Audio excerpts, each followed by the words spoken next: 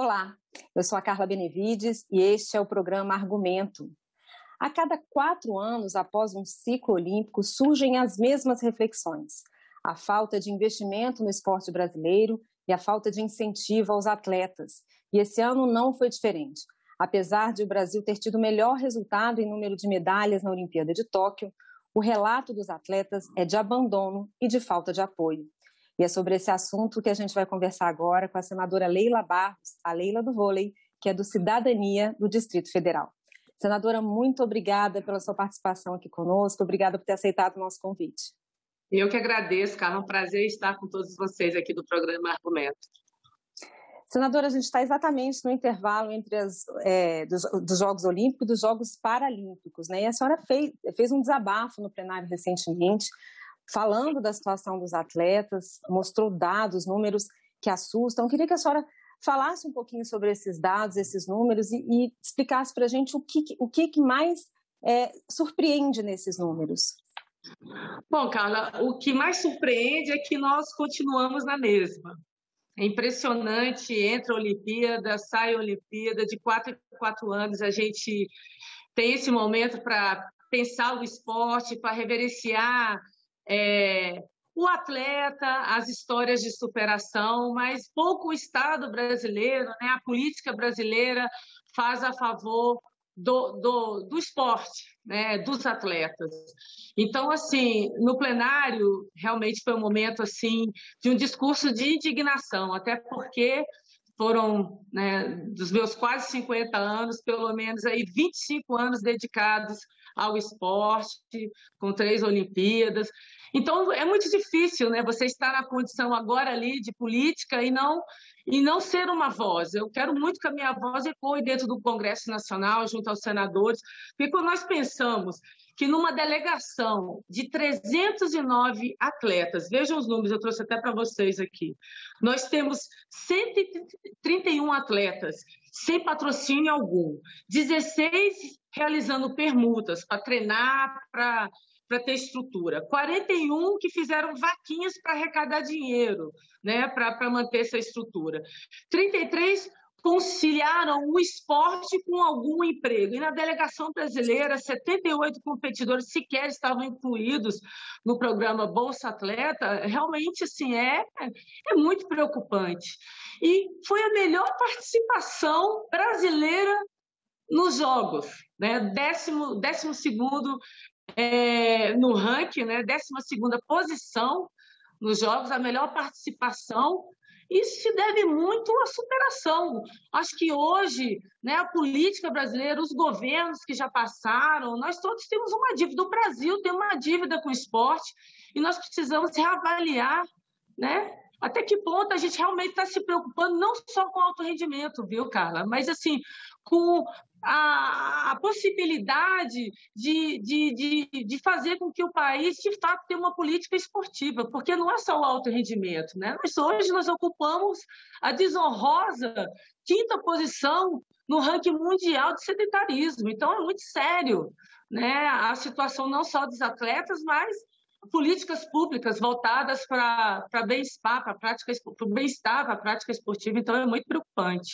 O Plano Nacional do Desporto seria, na sua avaliação, senadora, uma solução, uma saída para isso? Afinal, se ele for feito anualmente, como prevê a Lei Pelé, que é de 98, e até hoje ele nunca, né, foi colocado em prática, nunca saiu aí nenhum Plano Nacional do Desporto. Se isso acontecendo, a senhora acredita que as políticas para o esporte passem a serem, elas comecem a ser pensadas mais cotidianamente, ao invés de apenas em grandes eventos esportivos?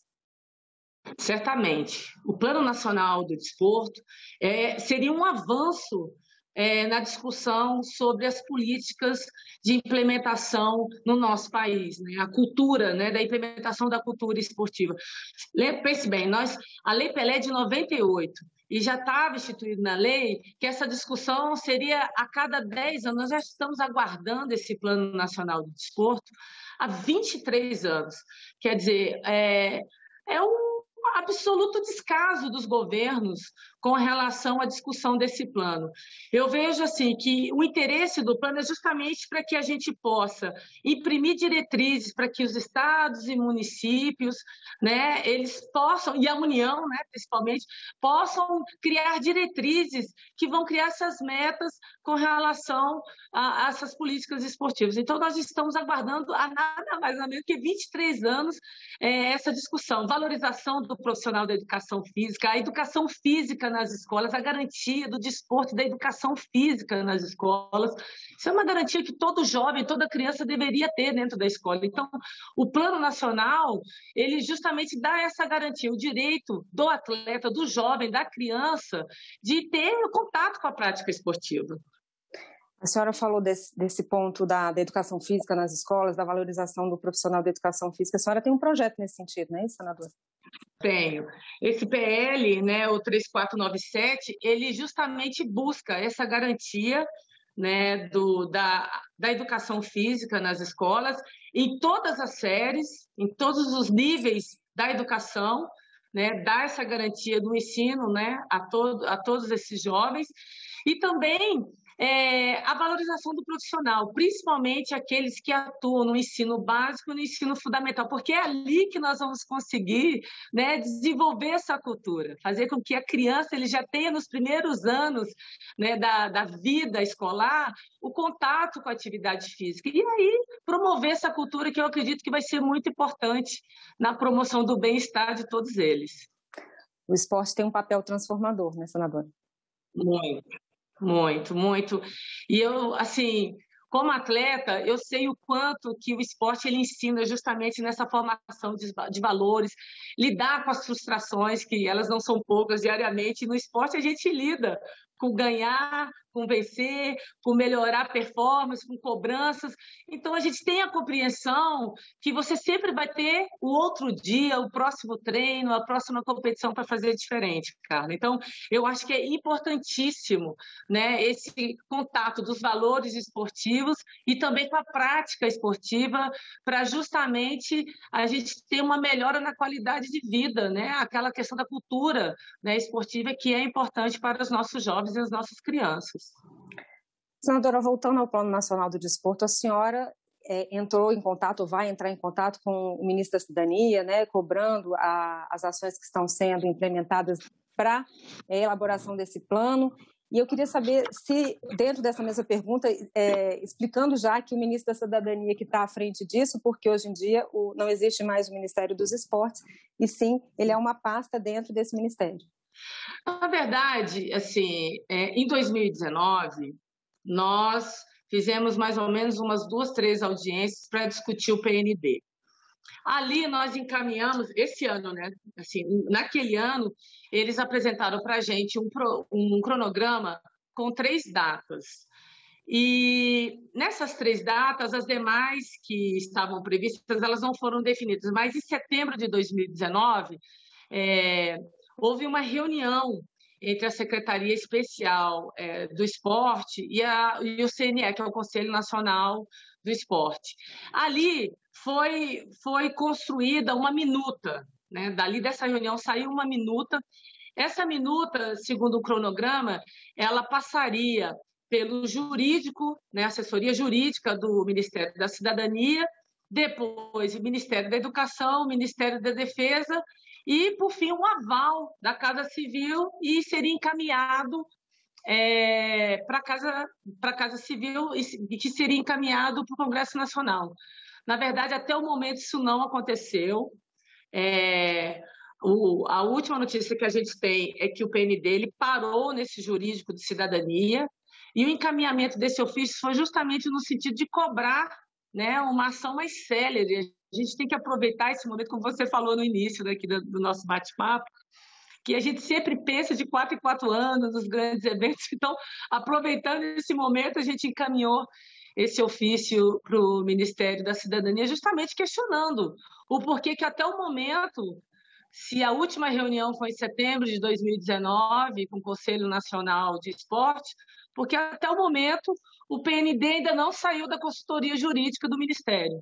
Faz falta o Ministério dos Esportes, senadora? A senhora acha que o fato de não ter mais uma pasta destinada exclusivamente ao esporte prejudica as políticas públicas e afeta os atletas? E quando eu falo atletas, a gente inclui aí também os paralímpicos. Indiscutivelmente, Carla. Quando nós pensamos no Ministério, nós pensamos em estrutura, assim, desde que o Ministério do Esporte ele foi extinguido, a gente sabe que o protagonismo de todo o setor esportivo ele deixou de existir, principalmente nos debates políticos aqui na casa. E sem falar da questão orçamentária. Quando nós falamos de áreas importantes ali, que hoje é uma secretaria, mas nós, dentro do Ministério, nós tínhamos uma área que era do esporte e lazer, só para você ter ideia do impacto, em 2016, o orçamento era de 1,5 bi, né, para o esporte e lazer. E hoje, esse recurso caiu assim, quase pela metade. Nós chegamos a mais de 44% desse orçamento que foi reduzido nos últimos 5 anos. Então, assim, é muito difícil você discutir qualquer tipo de política, né, dentro de uma secretaria que está inserida dentro de um ministério que tem outras diversas pautas que são prioridades. A cidadania, a gente sabe que o Ministério da Cidadania, a pauta da assistência social, a pauta social ela é muito forte, mas que, de certa forma, quebra muito o debate de um setor que é importantíssimo para o país e que pode, de fato, causar um impacto social muito relevante, que é a questão do esporte. Senadora, o nosso tempo está terminando, mas eu não queria terminar sem abordar com a senhora o seguinte tema, que foi a campanha, né, que foi encampada aí pelas atletas, pelas ginastas alemãs, sobre a questão das roupas que elas são obrigadas a usar. Isso se estende a outros esportes também. A senhora já passou por isso. Queria que a senhora falasse sobre isso também. É muito difícil, né? A gente sabe que o esporte tem a questão dos apelos contratuais, das cláusulas contratuais, e muitas vezes o atleta ele tem que se submeter também a essa questão comercial. E acho que é histórico, né? Essa questão de linkar a performance com o corpo, e a gente passou por muitas dificuldades. A minha geração, nós tinha um uniforme que gerou uma polêmica enorme, igual as meninas da ginástica, da natação, que foi a questão do macaquinho. Aquele macaquinho tirou o sono da gente. Porque, assim, o atleta ele não se preocupa em mostrar o corpo dele. Assim, a prioridade do atleta, da atleta, é performance.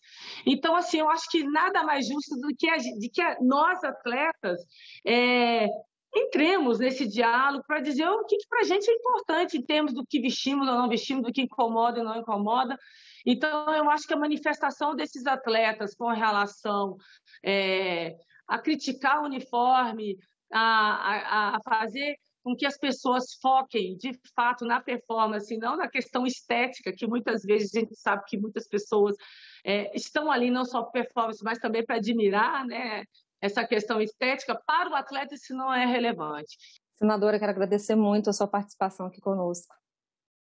Eu que agradeço a oportunidade para falar um pouco do esporte. Eu acho que nós estamos num momento e que não é à toa que eu estou ali dentro do Congresso, até porque a gente tem pautas que são muito defendidas, a pauta da cultura, que consegue mobilizar, o futebol consegue mobilizar, e também está na hora, né, do Congresso Nacional se debruçar e olhar com mais carinho, né, com mais comprometimento também as pautas que envolvem o esporte olímpico e paralímpico do nosso país. Então, eu que agradeço essa oportunidade de poder falar um pouquinho sobre o plano, sobre a realidade dos atletas e do quanto é importante que o Congresso Nacional não promova só esses debates de 4 em 4 anos. Volte sempre, senadora. E eu agradeço a você também que nos assistiu. Esse programa já está disponível no nosso site, senado.leg.br/TV, e também no nosso canal no YouTube. Obrigada pela sua audiência e até o próximo argumento.